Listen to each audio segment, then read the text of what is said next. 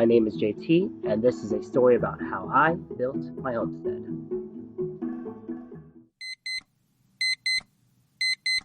Hey guys, welcome back to another episode of JT Time. JT here. I'll be honest, it feels like it's been a very long time since I've done a recording. On the channel, it probably hasn't felt that way just because we've had a little bit of a backlog of videos, but I've been working out of town for a little bit here now, maybe about 2 or 3 weeks. So I haven't really been to the house in a very long time, and as you can see, it's the grass is very grown now. It's like I never cut the grass at all. So it happens. We're in the middle of summer and Texas weather, so grass flourishes around that time period. But just to give you a quick update, I think a few videos ago I updated the raised bed here, and you can see that most of the plants didn't survive. It happens, and the soil is, like I said, not the best soil out there, so we need to add a little bit more compost, and that's one of the things I want to do. So like, this is not really growing anymore. They're all just stunted, right? Like, all the plants are stunted.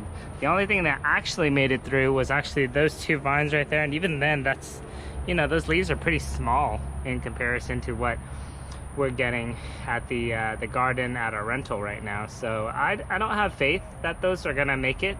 I got them kind of going up the trellis now just to see what will happen. Maybe they'll come back too. Maybe they'll get a change of heart. But it is what it is, and I'm okay with that. It happens. We'll come back and try to plant again, but it is the middle of summer now. It's pretty hot. I am hoping to get through. We're gonna go straight into painting scope. We're just gonna knock out the soffit in this little corner and maybe try to get some paint done in this area. So I'll show you the little setup that I have. It's not the best, not the safest setup, but it's a nice setup. It's 2 ladders and a little 2x10. I think that's a 2x10 across it. I could put up a brace, but it's pretty short, and it's pretty stable, especially because we're on this flat concrete here, so I don't expect it to be moving or anything like that very much. But yeah, it works for me. And this gives me this is kind of the technique that I use to paint that little area right there. So I'm gonna try to knock this out and see if we can get this knocked out before it gets too hot over here. Kind of the limit is like maybe 12 or 1 p.m. It's about 9:30, maybe 9:45 right now, just because I went to go do my inspection sticker on my car. But yeah, we'll see how it goes. Man, this garden like completely overgrew. Look at that. It's crazy. I tore all that out, right? Now it's all back. It's like I didn't do any work at all. Yeah, it's a little unfortunate, and when you're not over here for a few number of weeks, it can definitely outgrow pretty easily. So hopefully we can just knock out some paint, because it's not like I'll come back and it's not painted anymore. It'll still be painted. So so yeah, let's see what we can get through with the painting scope, and I'll get going with it. I'll do a little kind of quick video clip where we're going through the video pretty quickly, and you guys can see how I do it. All right, so see y'all real soon. All right guys, here we are. Enjoy the show.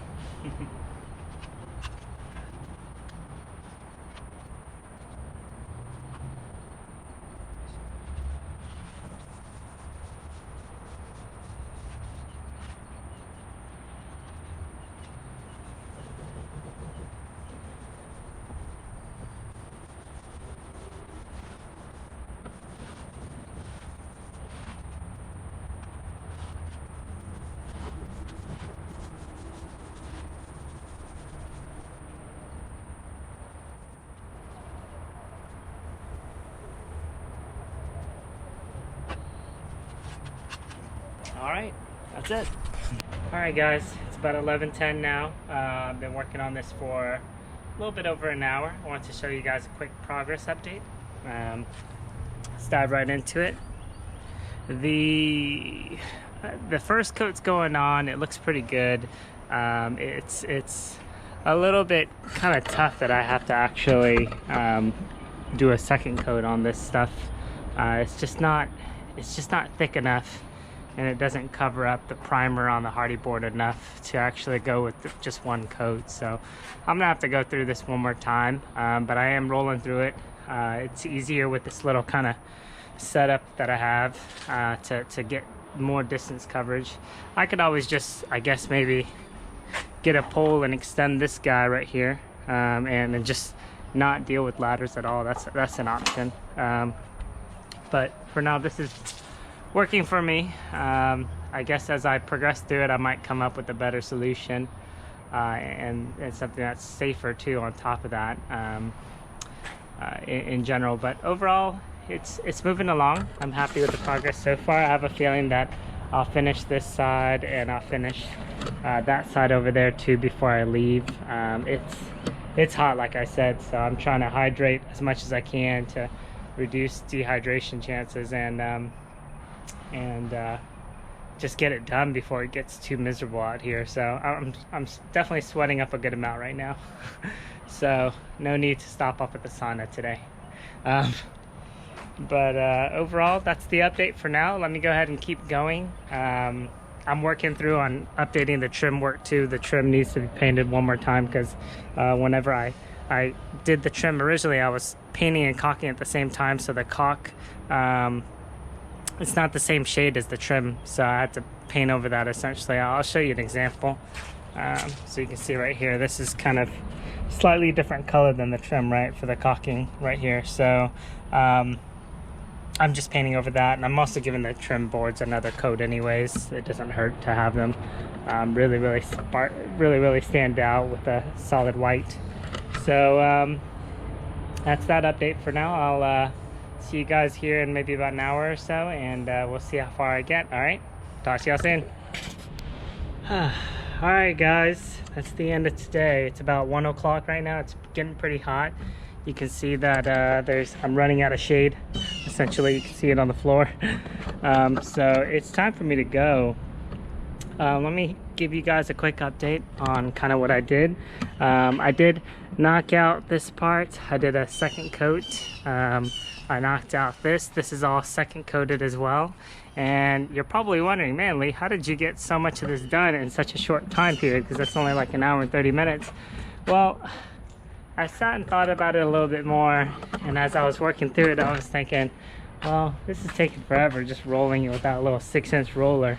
I figured it might be quicker if I just, I have everything in my shed already, so I just grabbed the 1-foot roller or 12-inch roller, extended it with a stick, and just gave it a shot to see if it was actually, if I could do it or not with that.